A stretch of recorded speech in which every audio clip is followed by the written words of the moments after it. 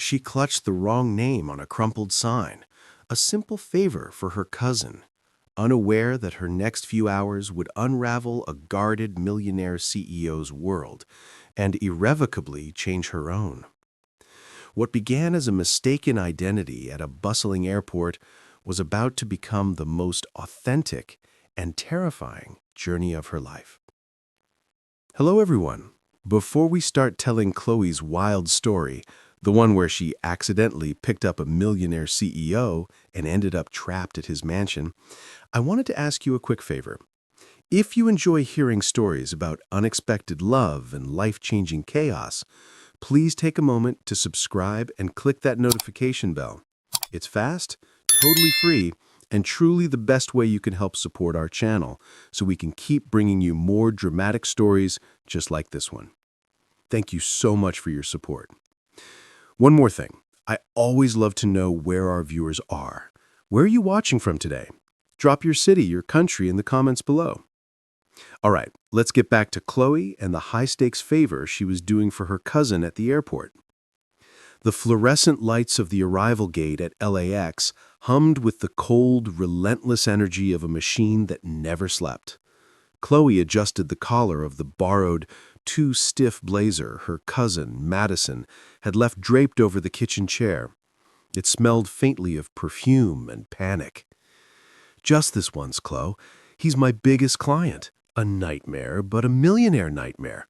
I sprained my ankle. Please just hold the sign. He knows what I look like, but he won't say anything if you're polite, Madison had pleaded through a haze of painkillers 2 hours ago. Chloe hated favors. She was a systems analyst, a woman whose entire life was built on logic, predictability, and neatly color-coded spreadsheets. Standing here, waiting for a legendary tyrannical tech CEO named Ethan Vance, felt like stepping onto a high wire without a net. Systems analysts don't do airport pickups for entitled millionaires. Her own life felt small and contained by comparison.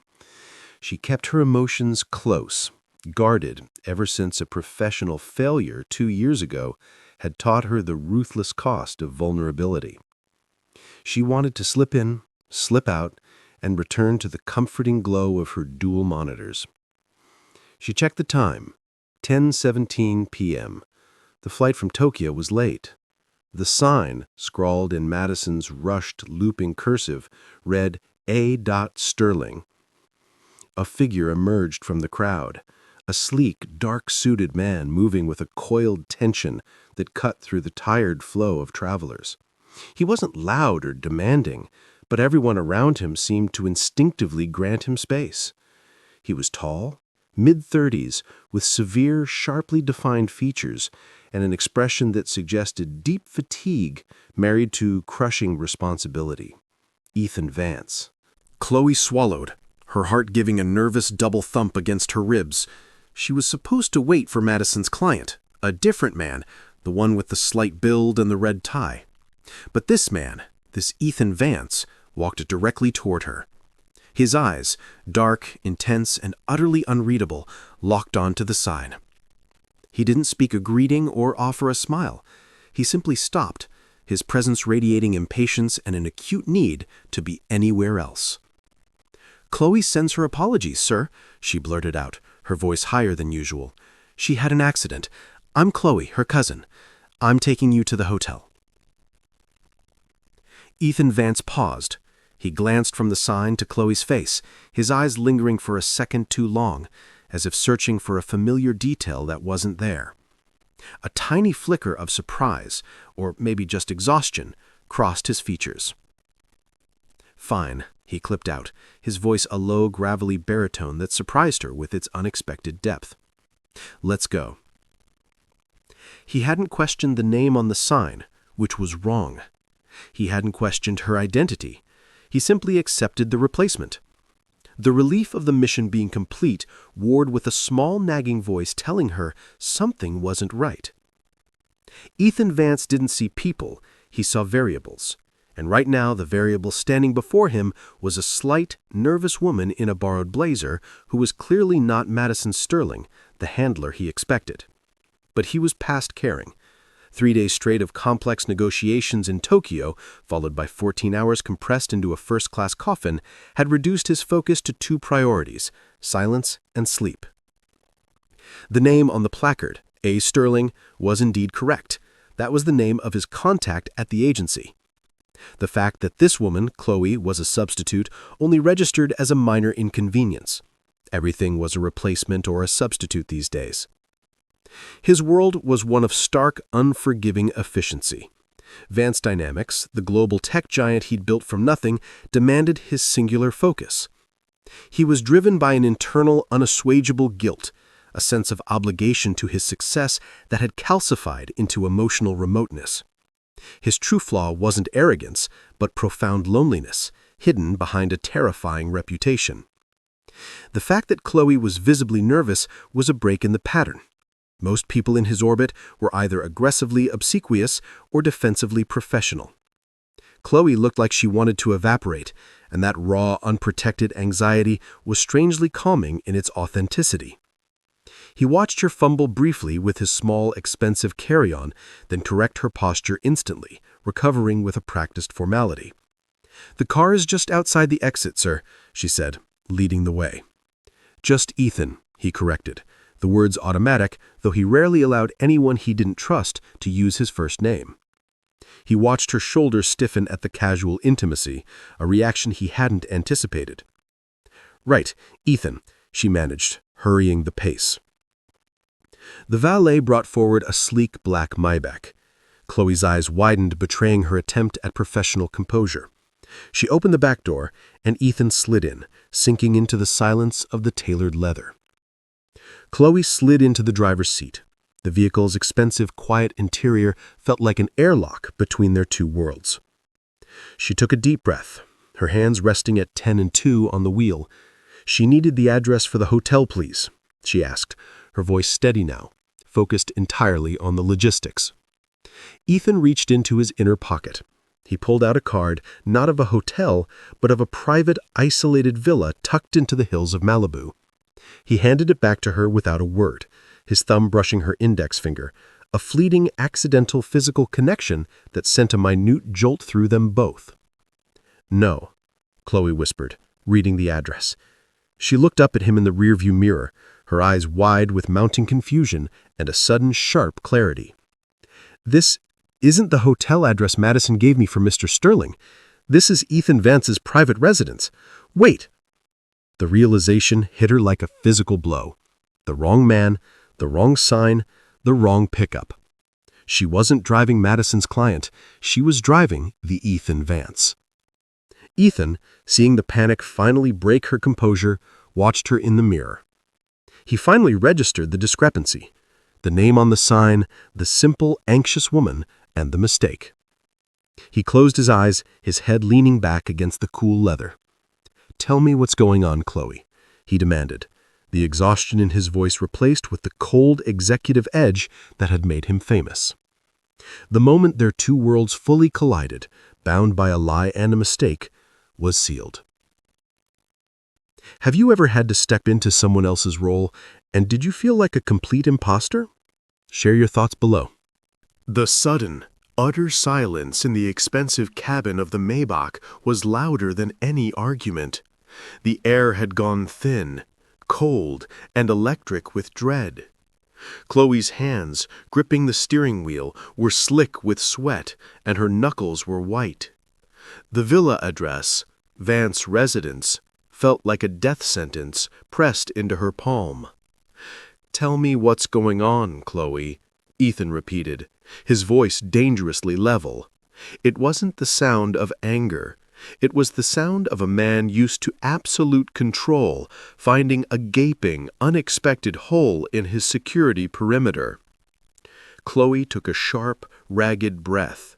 She had to untangle the mistake quickly before it became a crisis. "Mr. Vance, Ethan," she corrected, forcing her voice to stop trembling. "There's been a massive mix-up. I was meant to pick up a different client. My cousin, Madison, is an independent consultant. Her client, A Mr. Sterling was on the same flight, due in the same pickup area, and she had me hold his name.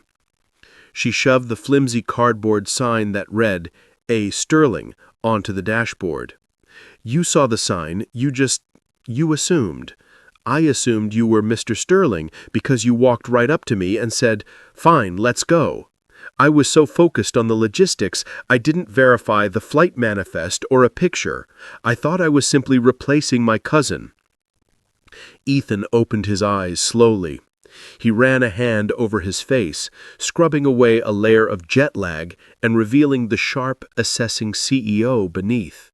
He wasn't looking at her as an employee or even an inconvenience. He was looking at her as a threat, an unknown variable placed too close to his private life. The name on the sign was incorrect for me, Ethan stated. His eyes narrowed in the rearview mirror, piercing through her composure.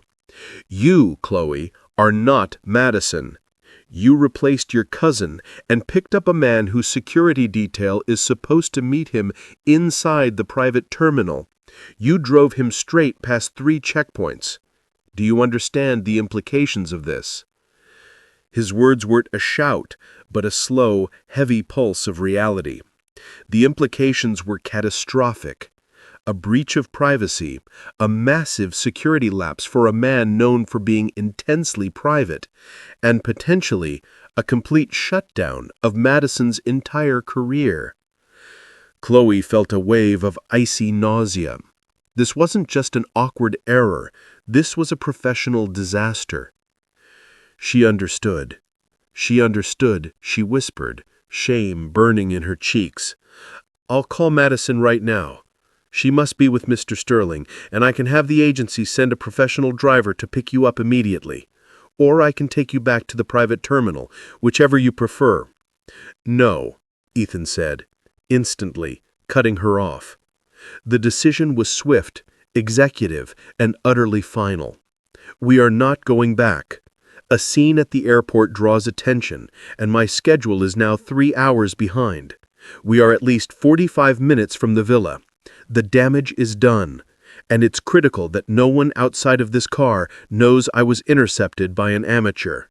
His gaze shifted from critical assessment to something deeper, more analytical. He didn't fire her, or her cousin, on the spot. He was observing, processing the error not as a personal slight, but as a fascinating data point. He saw her guilt, her terror, and beneath it, a desperate need for order. "Tell me about yourself, Chloe," he commanded. "Systems analyst," you said. "No experience driving luxury executives?" "None. I manage logistics for a regional software distributor. I organize data. I solve problems," she said, trying to regain her footing in the language of logic. "I have a perfect driving record." A slight, almost imperceptible twitch played at the corner of Ethan's mouth. It wasn't amusement, but recognition of the deep irony. She was the mistress of order who had caused chaos. He leaned forward, lowering his voice until it was just a rich rumble in the quiet car. "This mistake, this single error in judgment, it has delivered me to a safe, secluded location with a person I know absolutely nothing about. In my life, that is either the most dangerous scenario possible, or the most authentic." This was the emotional spark. Chloe's breath hitched. Authentic. That one word, completely unexpected from the mouth of a corporate fortress like Ethan Vance, broke through the professional panic. He was used to every person, every gesture being carefully managed and vetted. Chloe was a glitch in the matrix, a genuine, unscripted moment of vulnerability. "We are going to the villa, Chloe," Ethan decided, his voice softening, not out of kindness, but out of some strange, compelling curiosity. "And you are going to stay there tonight. You will call Madison, tell her you messed up, but you will not mention my name, the address, or the gravity of this situation. You are my driver for the night, and you are under my direct NDA. This mess is going to be handled by us internally. The demand wasn't negotiable. She was trapped, driven by the Maybach into the deep, dark hills toward the opulent cage of a millionaire who was choosing to deal with the threat of her mistake by keeping her close. She nodded numbly, turning the car onto the winding freeway entrance ramp. Her simple life was gone. She had stepped onto the high wire, and the wire was now spinning. "The phone is in the console," Ethan said, gesturing to the sleek compartment between the seats. "Call your cousin." The luxury car, which had felt like a refuge minutes ago, now felt like a velvet trap, speeding her toward an entirely unknown fate. The Maybach began its ascent into the dark, silent canyons of Malibu. The air conditioning hummed, but the silence inside was thick and suffocating. Chloe stared rigidly through the windshield, seeing only the reflection of the dashboard light on her own anxious face. She resisted the whole scenario by focusing entirely on the technical aspect of the mistake. She had made a logical error, and she would solve it logically. The man in the back seat, the unexpected, charismatic, terrifying Ethan Vance, was just a very high-value logistical problem. "The phone is in the console, Chloe. Make the call," Ethan prompted, his voice echoing slightly in the vast interior. She grabbed the provided burner phone, another layer of professionalism she wasn't prepared for, and dialed Madison. It rang twice before her cousin answered, her voice immediately sharp with professional panic. "Chloe, where are you? Sterling is furious. I'm here with him, and he keeps asking about the car and the driver, and I don't know where you are. I've been calling your personal line." Madison's words were a frantic spill. Chloe's heart pounded, trying to match the rhythm of her lie. "I am so sorry, Maddie. Massive, idiotic mistake on my part. I completely messed up the coordinates for the hotel. I'm on the 405 now. I've realized my error and I'm just rerouting. But it's going to take me at least an hour to get him back to the right place because of the traffic." She felt Ethan's presence like a physical weight behind her. She didn't dare look in the rearview mirror, but she knew he was listening, analyzing every tremor in her voice. "An hour, Chloe. You know this client. He won't accept an hour. He's used to being driven." Madison hissed, her voice dropping lower, a sign that Mr. Sterling was within earshot. "Look, just keep driving. I'll make an excuse. Just get him to the right hotel safe, no matter what it takes. I'll figure out the Sterling situation. Text me when you're there. And don't mention the client's name. Just say, 'The package arrived.'" The subtle, unspoken panic in Madison's voice, the fear for her career, was a heavy anchor in Chloe's gut. The lie felt like a lead weight. She was resisting the truth, not for herself but to protect her cousin. This felt like a necessary, tactical retreat from reality. "I understand. The package will arrive safe. Talk later." She hung up before she could betray anything more. She placed the burner phone back in the console. Her spine was so rigid it hurt. She was denying the magnitude of the situation, refusing to let the chaos seep into her emotional core. "I am a driver. This is a route correction. I will not look at the CEO." "You told her we were stuck in traffic. An hour delay," Ethan observed, his tone flat. He wasn't questioning her lie. He was testing her ability to execute under pressure. "I minimized the damage, as you instructed. The agency believes I made a navigational error, not a security breach." "And what do you believe, Chloe?" he asked, the shift in his voice pulling the conversation out of the logistical and back into the personal. She tightened her jaw. "I believe I made a mistake that I need to fix by returning you to your secure location and then returning to my own life. I am not equipped for this." She gestured vaguely at the sheer, overwhelming luxury of the car. She was resisting the whole thing, the wealth, the secrecy, and the powerful, intimidating man in her back seat. She just wanted to go home and organize something. Ethan chuckled, a low, dry sound devoid of humor. You can't fix this with a spreadsheet, Chloe. Your mistake was choosing to come at all. My mistake was allowing you to drive past the final checkpoint. You are now a security liability. And until my security chief, Graham, can vet you, you are a protected and isolated liability at the villa. If you were in Chloe's position, would you choose to protect your family member, Madison, by taking the blame and accepting the risk, or would you expose the full truth to the CEO, Ethan, immediately?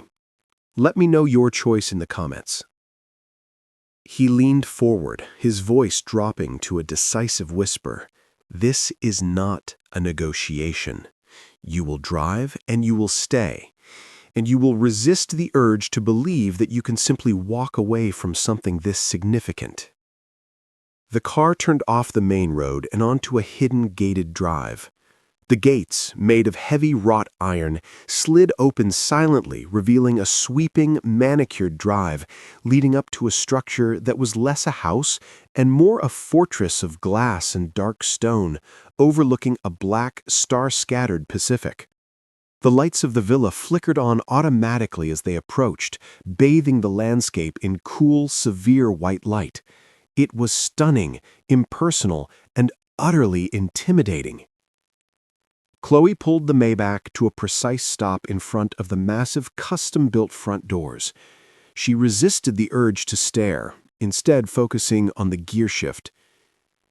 The location is secure, Mr. Vance. I have fulfilled my obligation. I can call a car service now. She attempted to open her door, a physical act of defiance and denial. She just wanted to run. Stop, Ethan commanded sharply. He was out of the car before she could move, his presence filling the air. He walked to the driver's side and pulled the door shut with a soft, final thud. You are not leaving, he stated, his intensity pinning her to her seat. You will give me your phone and keys, you will show to a guest room, you will not talk to anyone about tonight, you will not leave your room until I authorize it tomorrow. This is not punishment, Chloe, it is protocol. He used the word protocol as a weapon, a logical defense against the strange, vulnerable intimacy their mistake had created. He was clinging to the corporate facade, denying that his curiosity about the authentic chaos had anything to do with his decision. She finally met his gaze, the resistance in her eyes hardening into resolve that surprised them both. Protocol, she repeated, the word tasting bitter. Understood. But let me be clear, Ethan. I am here under duress to protect my cousin, Madison. The minute that Fred is gone, I walk out. Her resistance was met with the faintest ghost of a smile, the first genuine expression she had seen from him. We'll see about that, Chloe, Ethan said, his hand resting lightly on the roof of the car, right above her head. Welcome to the villa. A tall, impeccably dressed man in his late 50s, Graham, Ethan's head of security, was waiting in the enormous, sterile foyer of the Vance villa. He moved with the quiet efficiency of someone who had seen too much. Ethan simply gestured toward Chloe. This is Chloe. A logistical error. She's responsible for the breach. Find her a secure room, Graham. No outside contact. She stays until morning, and then we discuss the necessary silence agreements. Graham's assessment of Chloe was instant and cold. He didn't question Ethan's bizarre decision to bring the source of the security breach into his home. He simply accepted it as the latest eccentricity of a genius accustomed to absolute control. "Follow me, miss," Graham stated, his voice devoid of warmth. Chloe resisted the urge to look back at Ethan, who was already striding toward a sleek, sunken living area. The interior of the villa was relentless in its modernism. Concrete, glass, and expensive, minimalist art that felt more like a gallery than a home. It was beautiful, but utterly devoid of any personal warmth or lived-in comfort. Graham led her up a cantilevered staircase and down a long hallway, to a stunning guest suite. The room had a view of the dark Pacific that stretched to infinity, but the luxury felt alienating. The phone is deactivated for outbound calls. The door locks securely. Dinner will be sent up at 9. Do not attempt to leave the grounds, Graham instructed, his eyes meeting hers, a warning, not a suggestion. Your possessions will be returned when Mr. Vance is satisfied. The click of the lock behind him was sharp and absolute. Chloe was trapped. This temporary bind was both logistical. She couldn't leave without her phone, keys, and Ethan's authorization, and emotional. She couldn't abandon her cousin's career. She was reluctant, yet unable to separate. She paced the room, fighting the surge of anxiety. She was a systems analyst. She needed patterns, not this raw, high-stakes chaos. She stopped by the expansive window, breathing in the cold, salty air. She looked down and saw Ethan moments later, pacing the massive, empty deck below her. He was on a call, his silhouette taut against the city lights twinkling far down the coast. He looked less like a CEO and more like a predator confined to a cage too large for its own good. She saw his flaw, that profound loneliness, magnified by the vast, impersonal wealth surrounding him. He's as trapped as I am, she realized, a reluctant wave of empathy washing over her. They were bound by the shared accident and the overwhelming silence of the house. Around 9:30 p.m., there was a knock. It wasn't Graham, but a young housekeeper who placed a silver-domed tray on a small dining table before swiftly disappearing. She lifted the dome. It was a perfectly plated meal: lamb chops, asparagus spears, and a glass of fine red wine. She hadn't realized how hungry she was, but the thought of eating alone felt unbearable, like admitting her imprisonment. Just as she was about to settle into the awkward solitude, another knock came. This time, it was Ethan. He stood in the doorway, having changed into a simple, expensive cashmere sweater and dark slacks. He looked less like a corporate titan and more like a weary man, though still immensely powerful. Graham shouldn't have locked you in, he stated, his voice lower than before. It's insulting. You're not a prisoner. You're an anomaly, and I don't conduct business with anomalies behind locked doors. He walked in without waiting for an invitation, carrying a simple, chipped ceramic mug, the only detail in the house that seemed remotely human. You're hungry, he said, nodding at the food, and I haven't eaten in 17 hours. It appears fate has bound us to the same temporary meal schedule. He sat at the opposite end of the table from her. The distance was massive, but the shared act of eating brought them closer than the car ride had. Chloe slowly sat down, picking up her fork. You don't have to stay here to talk to me, Chloe said, managing a dry tone. I'm not going to try to steal your patent blueprints over a lamb chop. Ethan took a slow sip from his mug. Tea, she guessed, not coffee. No, but I need to understand your failure parameters. You are a systems analyst. You thrive on order. This mistake goes against everything you value. I need to know why, Chloe. He wasn't asking what happened, but why she allowed it. He was searching for the human variable in the equation. Chloe's guard dropped slightly under the weight of his directness. It was for my cousin. She was in pain. I wanted to help her, and I chose to prioritize loyalty over logic, she admitted, the quiet truth feeling dangerous. And I don't operate well outside my environment. I assumed the client would be as predictable as my spreadsheets. I failed. Ethan looked at her not with contempt, but with an intense, unnerving concentration. He saw the genuine vulnerability surfacing, a deep-seated shame over failure. It resonated with his own guilt-driven life. "Loyalty over logic," he repeated softly, testing the phrase. "I've spent my entire life choosing the opposite, and it leaves you with a lot of space in the house." He gestured to the surrounding emptiness. The silence that followed wasn't tense but contemplative. He was letting her see past the polished facade, revealing a flash of the personal cost of his success.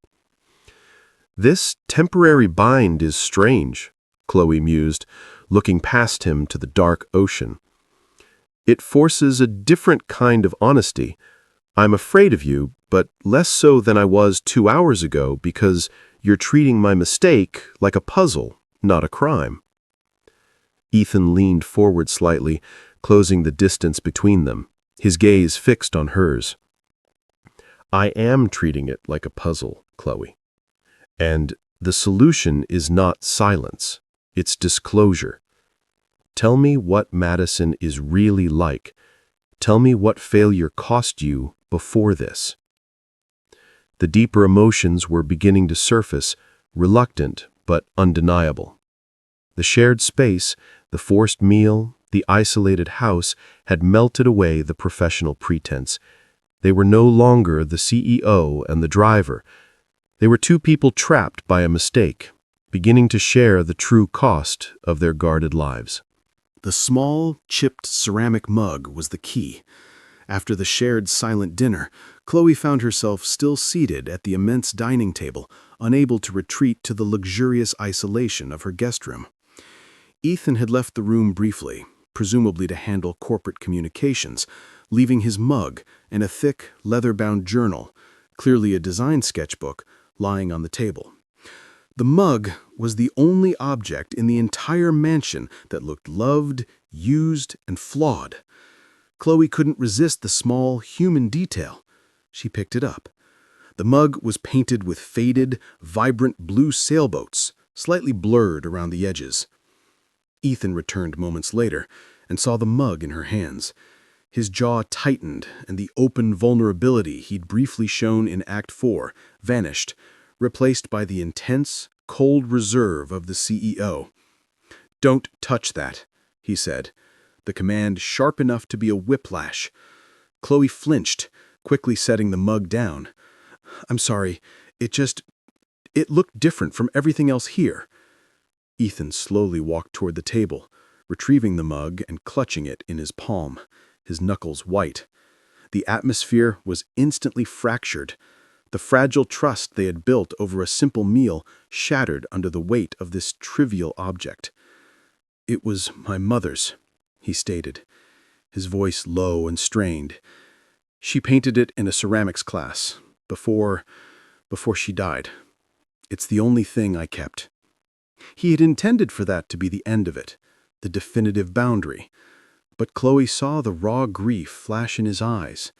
Not just sadness, but the sharp, hot anger of a trauma never processed. "She died young?" Chloe asked gently, ignoring the voice of self-preservation that screamed for her to be silent. The question broke his resistance. Ethan didn't answer right away. He walked to the vast glass wall overlooking the dark Pacific, the distance echoing his internal isolation. "When I was 17, he finally said, his voice flat, emotionless, the way a person recounts facts they've recited 1,000 times. She was the only one who saw beyond the spreadsheets. She loved the chaos of creation. My father, he only saw the money. After she was gone, I learned to see only the money, too." He turned back, his gaze intense. "My entire life is built on guilt, Chloe. The guilt that I wasn't successful enough while she was alive. The guilt that I couldn't save her. The guilt that I became exactly the predictable, cold man my father wanted. The wealth, it's just a distraction from the empty space she left."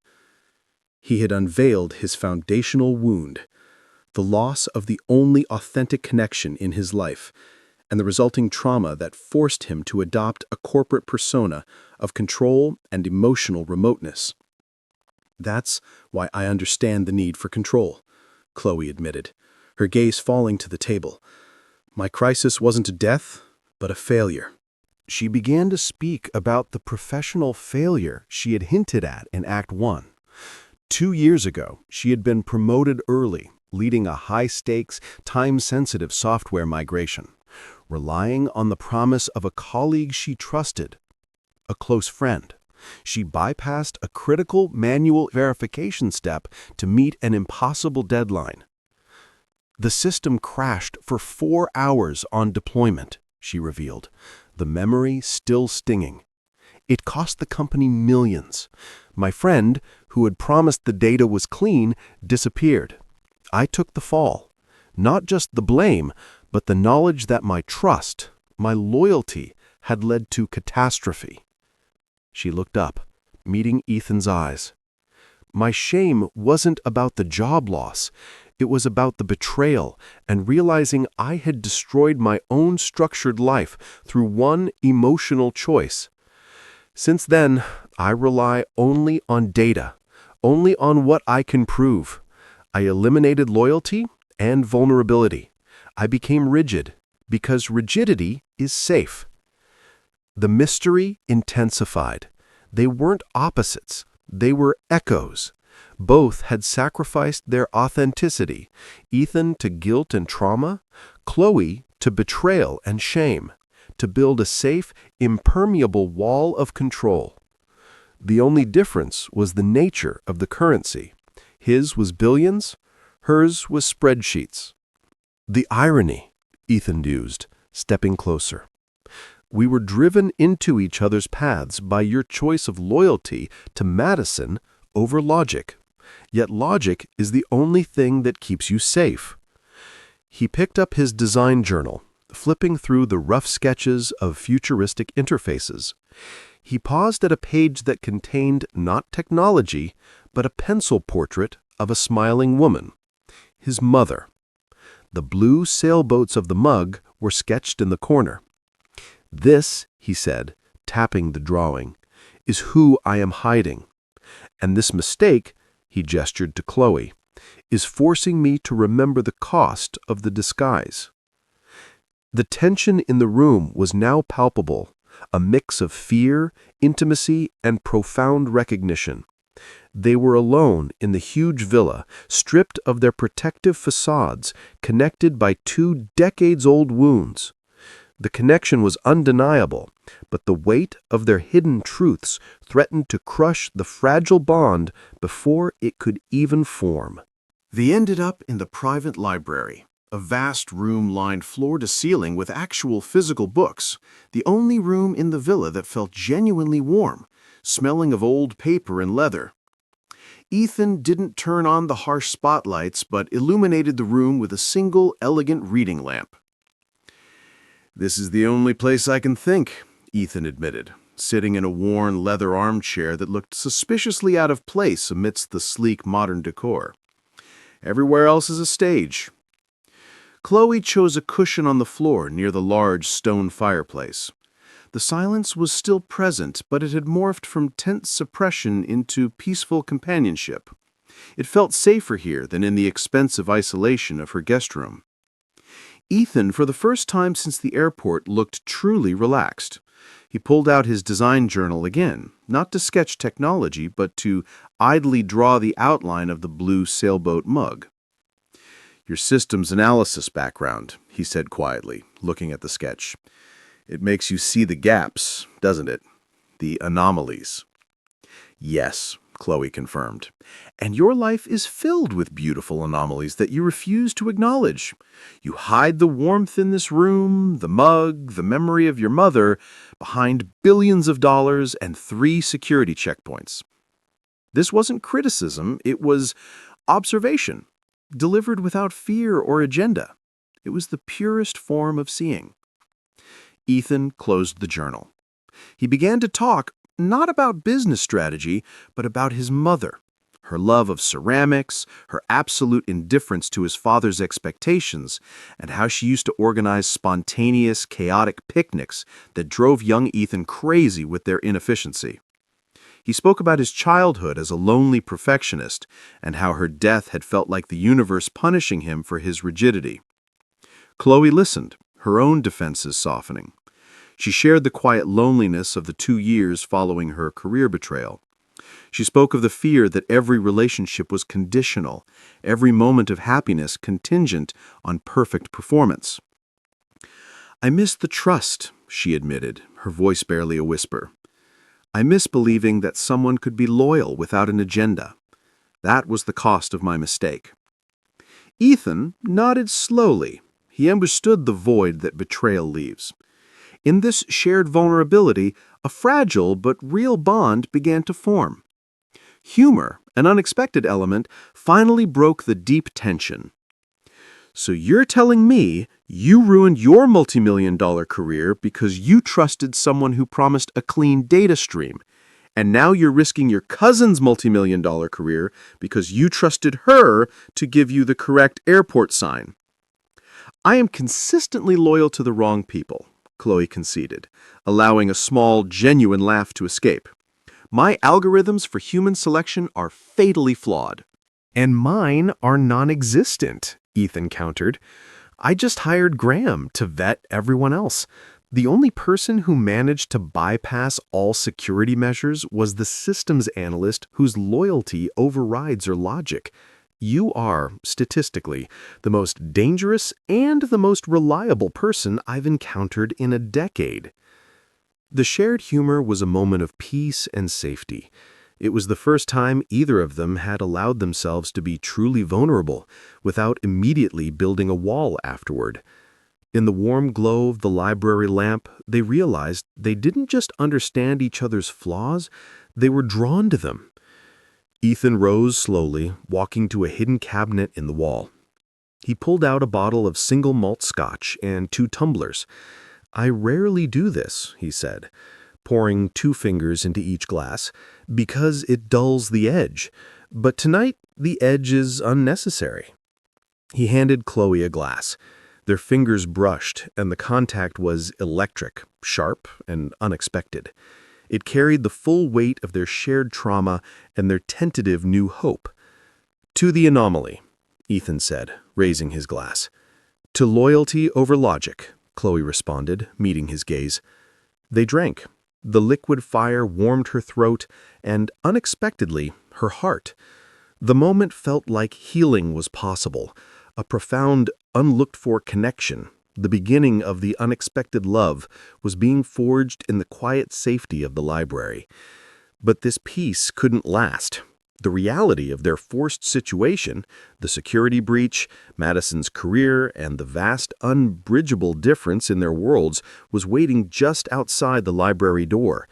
They were sharing a temporary refuge, knowing that the morning would bring the reckoning. The truce forged in the quiet warmth of the library shattered the moment the sun rose. Chloe woke to a loud, frantic pounding on her door, not from Graham, but from Madison. Her cousin, bypassing security with a flurry of panicked calls and tears, had managed to reach the villa gate and demand entry. Graham, seeing the emotional volatility, had compromised, allowing Madison access to the foyer to resolve the logistical error. Chloe rushed downstairs, the memory of her shared vulnerability with Ethan feeling painfully exposed in the cold, bright light of day. She found Madison hysterical in the massive foyer, clinging to a visibly annoyed Graham. "Chloe, what in the world did you do?" Madison sobbed, ignoring Graham's attempts to calm her. "Sterling isn't just furious, he's demanding I be blacklisted. He knows you lied about the traffic. His driver saw you pull off the freeway miles away. My agency director called me an hour ago. They're terminating my contract immediately."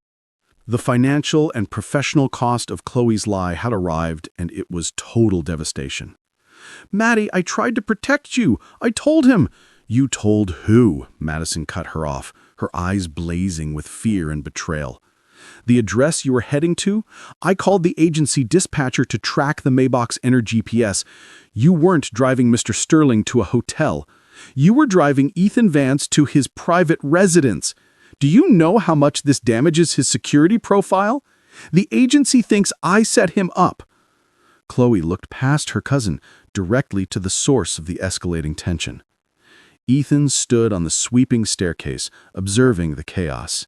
His face was a mask of cold, unreadable fury.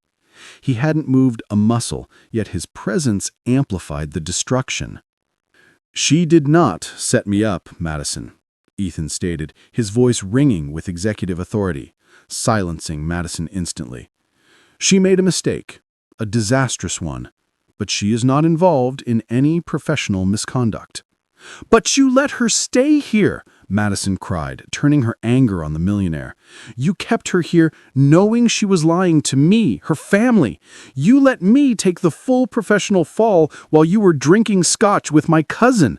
What were you doing, Ethan? Vetting her? Seducing her? You used her mistake to alleviate your own boredom." The accusation hit Chloe like a physical blow. Used her mistake to alleviate your own boredom. The memory of the shared vulnerability in the library, the confessions, the toast to loyalty over logic, twisted into something ugly and manipulative in the light of Madison's raw desperation. Chloe's vision tunneled. She remembered the shame of her past failure, the pain of being betrayed by a trusted friend who used her loyalty against her.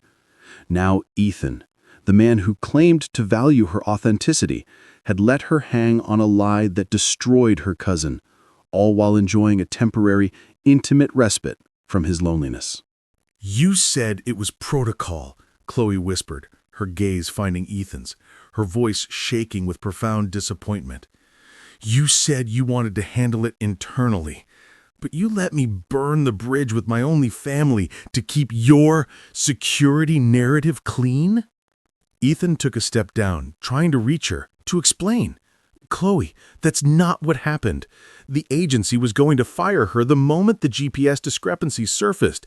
I told Graham to draft the NDA to protect you from the repercussions. You protected me from the truth," Chloe stated, the realization cementing the shatter point. "You kept me here to satisfy your curiosity about my vulnerability. You knew I was sacrificing everything for loyalty, and you exploited that loyalty to keep your anomaly close. This whole night, this whole connection, was just a strategic analysis of my flaws? You are exactly the cold, calculating man you pretended to hate." The bond, fragile and real, was destroyed by the harsh light of external consequences and the resurfacing of old trauma, betrayal, and emotional exploitation. Both characters questioned if they were ever worthy of connection or if their flaws made them intrinsically unlovable. Madison seized the moment, grabbing Chloe's arm. "Let's go, Chloe. We are getting out of this toxic mansion." Chloe pulled her arm away, not looking at Madison, her focus fixed on Ethan. She didn't need Madison's escape. She needed to reject the man who had seen her and then weaponized that sight. "No NDA, Ethan. No protection, no silence," she declared, her voice cold and steady. "You can't control the chaos. You can only pay for the cleanup. You can pay for my cousin's contract, or you can deal with the PR disaster of the CEO who kidnapped her driver after a massive security breach."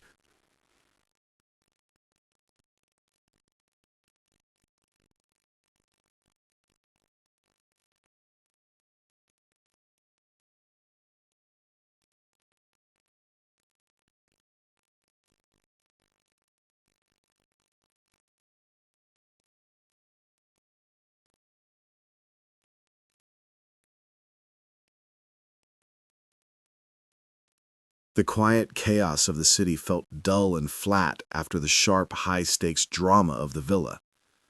Chloe was back in her own small apartment, the organized efficiency of her desk, her safe harbor, offering no comfort. The apartment was pristine, the systems analyst in her having tidied every surface, but her mind was anything but ordered. She sat, her hands resting on the keyboard, unable to type, unable to work. She had done the logical thing. She had chosen self-preservation. She had escaped the manipulative wealth and the dangerous intimacy. but the cost was heavy. Madison was still reeling, her career in tatters, alternating between furious resentment toward Chloe for the initial mistake and profound gratitude for the defiant stance Chloe took against Ethan. Madison was already talking to lawyers, preparing to sue the agency and Vance Dynamics for emotional distress, a path Chloe felt was messy and unnecessary. Chloe was alone with her shame. She had exposed her greatest vulnerability to Ethan, her shame over betrayal, and he had seemingly confirmed her worst fears, that authenticity is only valuable when it can be exploited. He used my loyalty to manage his boredom, she thought, the accusation Madison had hurled feeling like the ultimate truth. Yet, a small, persistent anomaly remained in her internal system. She kept replaying the scene, Ethan's genuine look of pain when she walked out, his quick, flat denial that he had used her, and the way he had confessed his life was built on guilt in Act 5. Calculating strategists don't confess guilt, they issue threats. The reckoning was internal. If she allowed her old trauma, the friend's betrayal, to dictate this new decision, she was choosing rigidity and avoidance over the risk of truth. She was choosing pride. If she walked away now, she would be confirming that the genuine connection she felt in the library was just a beautiful lie. Meanwhile, at the monolithic villa, Ethan was paralyzed by a familiar, debilitating grief. He hadn't moved from the foyer after Chloe left. Graham, efficient and silent, had cleared Madison out and taken calls, but Ethan was mentally absent. He realized the severity of his failure. In an attempt to control the chaos, the security breach, and satisfy his own need for an authentic human moment, he had replicated his deepest wound, the failure to protect the people he cared for, his mother, now Chloe, and the overwhelming feeling of guilt and manipulation that followed. He hadn't meant to use her, but his instinct for control had made it look exactly that way. His choice was clear.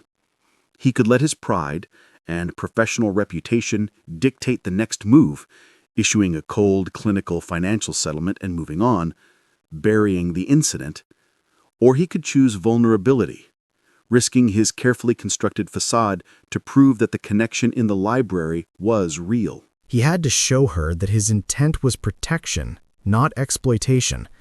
He couldn't live with the knowledge that he had given Chloe another reason to believe that loyalty is fatal.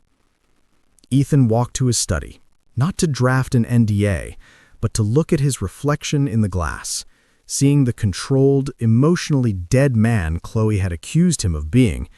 He picked up his personal tablet, ignoring the hundreds of emails, and drafted a message to Madison's agency.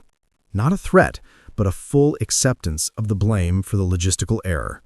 He instructed them to reinstate Madison's contract immediately, complete with a 6-month bonus retainer, citing her high-level handling of a different, highly sensitive client mix-up.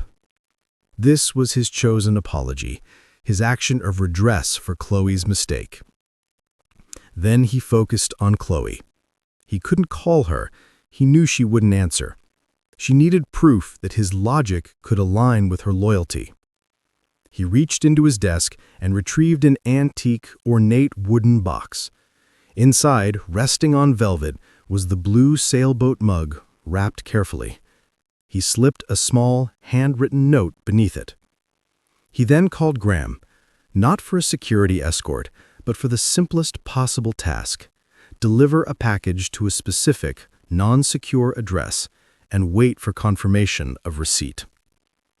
Back in her apartment, Chloe was staring at her phone when the text came through, not from Ethan, but from Madison, who was bewildered and ecstatic. "I don't know what you did, but the agency just called. Not only is my contract reinstated, but they think I single-handedly averted a massive PR crisis for an unnamed VIP. They think I'm a hero. They gave me a bonus retainer. What did you say to him?"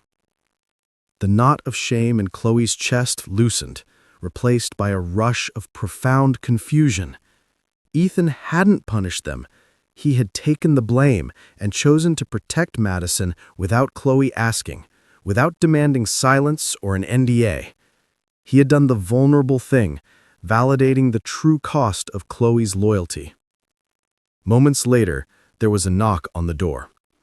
Graham stood there, holding a plain brown box. "From Mr. Vance," Graham said simply, handing it over. "He only requested that you open it." Chloe closed the door, her heart hammering against her ribs. She didn't open it immediately. She looked at the small, mundane package. Ethan had chosen truth. Now she had to make her choice, to accept the gesture or to let her past dictate her future. She slowly opened the box. Inside, carefully padded, was the blue sailboat mug. Underneath it, the small, handwritten note. "Chloe, my anomaly. I chose the right path, but I executed it with the wrong protocol. I betrayed your trust, and for that, I am truly sorry. I am sending you the only thing in my life built on loyalty over logic. It belongs with someone who understands the cost of both. I will be alone in the library. If you choose to contact me, I will answer." It was the ultimate surrender. Ethan had chosen vulnerability. Now, Chloe had to decide if she would choose to risk her fear of betrayal and reach out, or choose the safety of her structured, lonely life. The choice was clear: pride or possibility. The chipped blue sailboat mug rested on Chloe's desk, a fragile anchor in her world of logic. She didn't need to analyze the message in the box. It was simple data. Ethan Vance had apologized by choosing vulnerability and redress over control and bribe. He had validated her loyalty, and in doing so, had offered her an opportunity to heal the trauma of her past betrayal. She looked at the mug, then at the window, rejecting the safety of her rigid routine. She chose possibility. She grabbed the burner phone that Ethan had returned to her by way of Graham and called the one number stored in its memory, the villa's landline. It rang once, then Ethan's voice, raw and low, stripped of its corporate edge, answered. "Hello?" "It's Chloe," she said, her voice steady. A sharp intake of breath on the other end was the only sound for a moment, proving he had been waiting, truly alone in that vast house. "You called," he finally whispered. "You sent the mug," Chloe countered, "and you fixed Madison's contract without asking for an NDA, which means you understood the difference between a logistical error and a personal betrayal." "I learned that lesson from you," Ethan admitted. "The cost of my control is the emptiness of this house. The moment you walked out, the silence came back, and this time it was louder than before." Chloe felt the last hard layer of resistance melt away. "I'm on the freeway, Ethan. I need to see if the vulnerability you showed me in the library and the regret you showed me today is as real as the chaos I caused." "The door will be open," he said, the relief in his voice palpable. "I'm in the library. No one else is here." The second drive to the villa was different. There was no panic, no lie, and no Maybach. Just Chloe in her small, reliable car, driving toward a risk she felt she had to take. She pulled up to the enormous, dark fortress. The wrought iron gate was open, a massive, unprecedented breach of Ethan's protocol. She drove up the sweeping driveway and parked her small, efficient sedan next to the space where the Maybach had sat just 24 hours ago. She walked across the threshold of the open front door. The foyer was still vast and sterile, but a single stream of light emanated from the back of the house, the library. Chloe found him standing by the floor-to-ceiling bookshelves. He wasn't working, talking, or hiding. He was simply waiting, holding the antique book in his hand he'd been sketching in. When he saw her, the reserve he had mastered for decades finally broke. He walked to her quickly, stopping just feet away. The tension between them wasn't fear or fury. Now it was overwhelming, unadulterated longing. "I'm terrified," Ethan confessed, the words raw. "I've spent 20 years ensuring no one could see me this clearly. I don't know how to do this, Chloe." "You do it by admitting the truth," she said, taking a step closer, breaking the safe distance. "You do it by trusting the chaos." She reached out and placed her hand over his, over the worn leather of the sketchbook. It was a gesture of profound intimacy and acceptance. "The truth is, Ethan, the moment I picked you up at the airport, I knew my life of perfect order was over. And the truth is, I don't want it back. Your chaos makes my logic useful, and my logic makes your life quiet. We're better together." The realization of the unexpected love that had blossomed out of a single, reckless mistake was undeniable. It wasn't built on shared hobbies or easy affection, but on shared trauma, mutual vulnerability, and the courage to strip away their facades. Ethan let go of the sketchbook, dropping it to the carpet. He reached up, his large, capable hands cupping Chloe's face, tracing the anxious lines around her eyes. "My anomaly," he whispered, before closing the distance entirely. He kissed her, a kiss that was slow, deep, and final, sealing the end of their isolation and the beginning of their life together. It was a kiss that contained the weight of all the years they had spent alone, guarded by control and shame. A year later, Chloe and Ethan stood at an airport arrival gate, but this time the circumstances were wildly different. Chloe was no longer a systems analyst. She had partnered with Ethan to found the Vance Foundation, which funded startups centered on ethical AI and human-centric design. Ethan still ran Vance Dynamics, but now he was less a fortress and more a mentor, guided by Chloe's grounding presence. They were waiting to meet a new foundation hire arriving from London. Chloe held a professionally printed, clean white placard. It read simply, "Vance Foundation." Ethan stood beside her, his hand resting securely on the small of her back. He was smiling, a genuine, easy smile that had become habitual around her. "Do you remember the spot?" Chloe murmured, leaning her head briefly against his shoulder. "I remember every angle, every light. The exact spot where I saw A. Sterling and thought, fine, another variable. And I saw tyrannical CEO and thought, logistical failure," Chloe laughed. "You know, I asked Graham what Madison's client, Mr. Sterling, was like. And he was exactly as advertised. Small, red tie, obsessed with scheduling. Utterly predictable." Ethan squeezed her shoulder. "Thank God you picked up the wrong millionaire." As their new foundation hire approached, slightly nervous but professional, Chloe exchanged a look with Ethan. The original central event, the accidental pickup, had become their genesis story, a perfect, chaotic starting point. They didn't avoid the memory of the mistake. They cherished the irony of the unexpected love that arose from it. They chose vulnerability over pride. They chose each other. What lessons did you take from Chloe and Ethan's chaotic journey? From a massive mistake to a massive, unexpected love. Their story proves that sometimes the biggest risk is the only way to find the deepest connection. Share your thoughts in the comments. Your perspective could help someone else see the power of authenticity, vulnerability, and unexpected love.